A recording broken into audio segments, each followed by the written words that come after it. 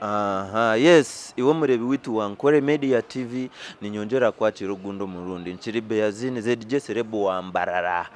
Yes, orurembo rwa Mbarara numwe tukuba turi kuhereza iwo ryo konokore chamana bwo kuguma no tureba no following no subscribinga ukakunda wakayitu kandi no supportinga buri kimwe kitukora ntukore ibintu byinji konka mukikiriza mwatu supportinga kandi itu jangu we must give you buri kimwe cyone kikwapeningo mu rurembo rwa Mbarara buri kimwe cyone kiryo muri Mbarara Ankole Uganda yo no because we always give you things to kubahereze chapeninjero mu Edikenzo Festival murebere everything shows zonezi kubaho ntubantu tubasyaho kandi tujangu omuramu gutwinera izuba no gwambarara City Festival. I'm glad and happy to have one of the executive committee omwari akachiko akarimuni katebekane so mukorogu ogo kwakira urembo rwitu rwambarara obwire niburingwa munonga obumbarare mazire tukije biro kibanzo kwa mushanju 2020 batuhereza City konke kashanga turyo Morocco down buryo mwe na chamaye chabekiro we didn't get that chance to welcome the city, so here people came and they decided to organize something. We welcome our city tushemerwa mu rembo rwitu. Omukuru twakwakira Ankole Media TV ndashemerwa kubareba ninga nanye nabakira aha Ankole Media TV. Amazina mbanyeta Barnet Mathew konka banywanyi banje mutawani mbanyeta Blackbeard and I'm part of this team and we're executing the best to our ability. Nkoko yabagambire kibanza cyo kwamushanje 2022 I can say I'm traveling from one city to another. What company that I'm traveling from one city to another Gamba Nogu stay Mbarara. Eginesi ya mateno bwoki. Mbwenu omuri Mbarara City Festival twabaletere ibintu bingi. Mbarara City Festival. Mbarara City Festival.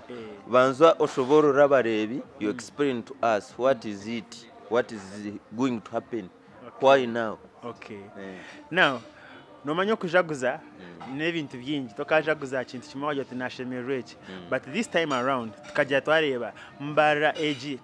batire site konka abantu bari ahero munsi za heru nibamanya cya hari Mbarara uninga shini kice cyakubasa kubaretera kujya kanze Mbarara ndebe Mbarara egi bagamba neshaki so twashitama n'abandi bashija Mr. Faith twashitama n'abamwe agencies nabo they are into marketing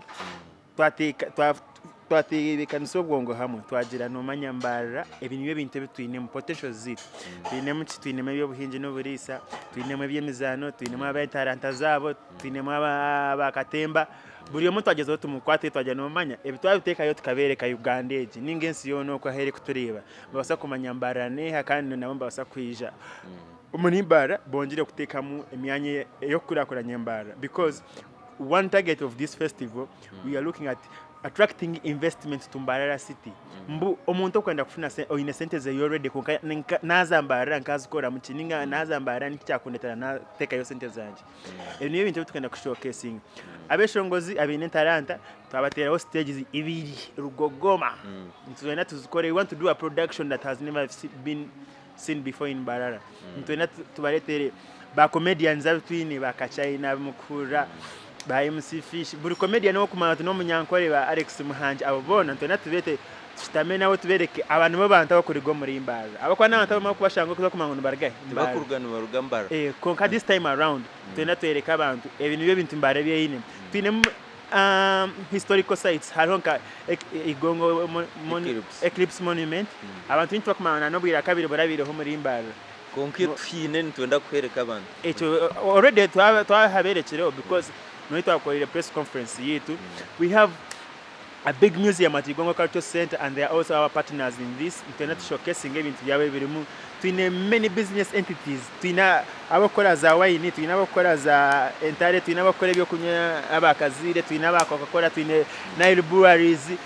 bwenu ni companies nyingi ziriomo kandi hina no muntu kwa nayevuza ko kanaza Mbarara nkakora yote so wowe yonjiteka tekwetu oti jom festival orebe abichukupata because twesireste kanso ya Mbarara niye twebembire kashitamani twajigambira muri bakuru bito mbye butegeki konka twenda twereka ihangari yitu twasa koraki twabi bajya kare twabahorisa mugumizemo bani ste kanso ya Mbarara yonkayo n'abajuru mugeshaha omukuru Lord Mayor Robert Kachebezi your procurement officer Madam Choncho Richard Mugisha our city clerk n'abandi bona aba stakeholders bazire katuhagire abana bitu extension cyanyu twereke Mbarara niki abo kwa nibinje bitukenda kwereka akwa n'umuntu umwe nasakora abo muri Mbarara takumanya kirumu Mbarara umuntu ori Kampala ori rukunjo ori nkai kuba kuja ngo Mbarara echamane tukumanya n'amahembe gente so Mbarara itu ntuma amahembe gente wara amahembe gente niyo Mbarara mbwenu nyaburawe umurebi wa Ankole Media TV ntukugambira aho hona ebiro bina okwikumene omwaka ogu tuza kujaguza ebintu by'amani muri Mbarara twina abebevugo abunyakare abevugi baruwanku niyo bamashwe kwari abevugi binja bitukumani nibinji mwenu nakubigamba tinkabihezayo nibasa no kuba nekiteta muhore natanga kwebebera akuba Mbarara nkoba kujetensa y'amatino bwoki niyo bintu bitukana twereka abantu okwe ahabwa kinensi y'amatino bwoki wamfuna so omukuru Black Beard as you said konkatu watugambira executive no ku red department ki okoba na areba ka kwenda kushitira manyengu na kushitira reside I'm on the execution committee they partnered us as OTMG one time marketing group so twarge nito tarayetu in charge of all the production nito event kola but nyo anhonk basinga mnonga nibyo ebintu binyine muskills nyingi we get you twagaruka tokuja ngo Mbarara eryo muri Ankole kandi eryo muri Western Uganda it is the capital city of Western Uganda in other words to expecting hizo begyo ntuza kuba nturya nkoburo tunywa amate tunywa ubushera mwene tinte kinyankore tutajiro muri ibyo kunywa by'ekijungu ekinde nakugambire noreba murembe gutore muhati tukashangire ngo tukaturiyo mirembe yiti yakare transforming aturiyo mirembe y'ekijungu konkanto natwihire ku rugo bunyakare kare kare mu ndiro na neshabwe hinora mu abaraye bariho abayina stage points zabo aho razo kare kahunga neshabwe okare karo neshabwe okare kitocho mushabwe then twaja abakujangu ito nturiyaza pizza nachi aba cafe nibinji mbwenu ho aho takagamba abo bariho buri wa muntu enda ocherije kujya kanze kurebe kimbachikora bata mu festival kintiza kwa kiriyo nyaburawe ni kweshendereza agambira mutayi wawe gambira mwana wawe mwije terane ebiro bina era bersande izo bari amukama arabari nitwe tujaguru semero hamwe twereke enseji Mbarara nice imuhurira abashimba jetese ente ya ensi y'amateno bwoje kandi nishaba abami ba government nawe beyongere kwirukangiro ehurunkezo akuba itu abana bato twashita makuni atukateka teke kintu ahamwe ibintu bye sentende tukwatamu ingo mwe tsangaho bureaucracy tendencies ngo no kuzokuba kujenga uza kuriya konka government warenka abana nkito twateka teke kintu echo wale abamwe agencies nawe bija bakashitama na council bakajya ngo twakora nimo nsaba government ni mutwirukangire abo kubeci ntutunda Uganda ntutunda Mbarara ntutunda ihangari yone nituja kuba ntutahira muzinga kamba gambiri ruhanga echo kikozireho ruhanga echo center kikozireho twenda muntu ashashore na 10 cheye shana wabano ine byo kwenda kuguza oyina ka company kawe oyine chakara wawo kwenda kuguza izo beryo muza kuza state council offices obuze abari in charge of Mbarara City Festival no barakomwanya bakareba ibintu byawe biri yamure arengo akuba situkana tuguze n'ibintu bye bicipuri akwa ni tamateka on gani gatkwata munoza council obagambire byo gukora babitera amakashani bareba Mbarara mbikiriza omutindo gureho bakwikiriza bagambire umwanya hora ateke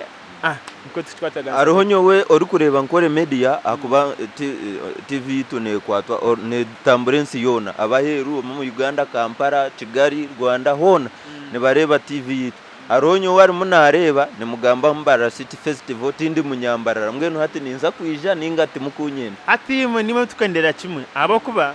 nimukomoko kubihurira kandi okwerebera ku kiro kurra bangambire rubari yo rugambo gonka bayerebe onaga ono jo kinkacherebe mbweni ntuveta mwena aba Kasese aba Masaka aba Bundi bujo aba Kinjojo aba Kampala aba Busia uweno muntu okuranya ati konkani yenda kumanya Mbarara ekorachi ntukwete biro bina okwikumene tushakuze hamwe rembo rwetu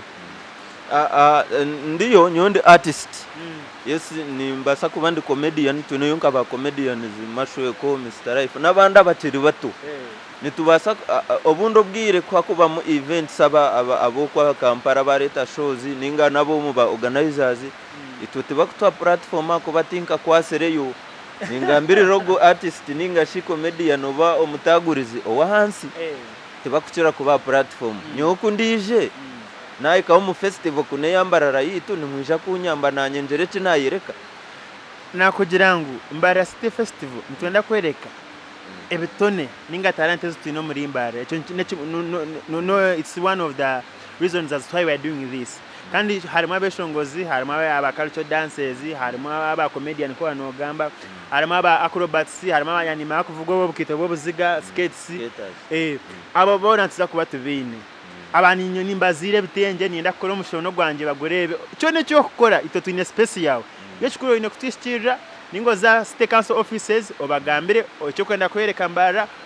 bakomwanya barebe ibintu byabo biri yarire ngo twenda ninga abo kubana necyo tukigenderaho then wine talent yawe okujya tunyenda kushokesinga ija bukirikare izo stameni to ndondanye we Blackbeard ninga olonde Mr Jungu ninga olonde Mr Faith alho Mr Mugisha abo mbari abamwe agencies ninga baza the rooftop wababuza mbagambira mbabakwereka obagambira tunyenda kukore kizobere na neri watu kaoni tukureta nani waba bakushikiriyo kenyine okamwene wari wo kamuri manager bize tubahandike tumanya ogizobere na ndakwereka Mbarara yine taranteje ninga ine cyonce kininga ne basa kukoreki cyonka kiti we bari munonga Blackbeard nani shaboga tukuhendera ogambira abantu ntukutandika shazinga tucinge shazinga ntuza kutera disco mpaka nyencha kare nebiro bishatu mwene kangambira osibure tugambire na nekikwendera base bana banyaba kunde bakanda bampurikiza tinda babi eshaha nturatandika shaha itano zakashishi turatwatangire kuhinda muri Mbarara turatandika na business symposium oronoreteranero abakozi ba businesses ntenda kubashitama sana bakuru betawuni bashitame baganire ahankura kurana ye town bari ari Igongo Culture Center twariga Igongo turasimbura tukutaho muri Mbarara twine convoys zitu tukutera muziki yitu tukushemera abo budodi abamaganda bebitagura benjogera tutaho muri Mbarara tukushaka kuza turebe abantu twashanga berekire bariyo ba display nje turebe baguza ogure wawine mu center za ogure byo kwenda omanye nankaya nabasa kunkorera ki nani munani mushanga nkahi twaza kumaririza omwazi ogwo turargaho ntuzomo omudisco eri bushesesa mpaka abo nani shabo okora abantu obete obatera umurango kwijo mu festival nituzaguma nitwija ugaruko bete ugaruko tugambira kasya karabe kariyo mpaka date na after date ugaruko basi abarebi mwena omushaheji nimbeta na rukundo mpango amazina oguno murundi banyita Barnet Mathew kabindi banyita Mr Blackbeard nimbeta na rukundo mpango ebiro bina byo ku 12 Mbarara City Festival ntuza kucinga high street yona nuhito baturi nuhito wenda kujaguriza Mbarara yitu torekere talanta zitu torekere byamaguzi bitu toreke bitwine ebyo buhangwa bitu nemyanye ndijo nebinde ebiri kwata hari Mbarara nimbeta na rukundo mpango muje tujaguze hamwe tushemere hamwe twena state council ya Mbarara niye chebembire niye kitiremo omugaju kane kachikonde kachitamwe mpiha nabeta muje tuzaguze ahabo burungi bitu Mbarara ensa ya matino bochi we bari munonga worunoreba Nkore Media TV akandi ndi Beazine ZDJ Serebo wa Mbarara worurembo rwitoru nani nkorana Asman of Savage niwe producer wanje ubwo rya kamera de muswaga ni wari kubadyo mu production na team mpango yitu ukora nayo so abakuru nito team Nkore Media kandi turuhabwa Mbarara nitukunda Mbarara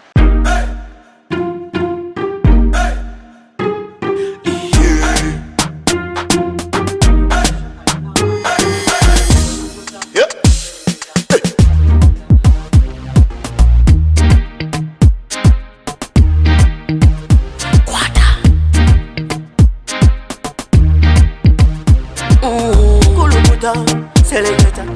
kuluta ningale kale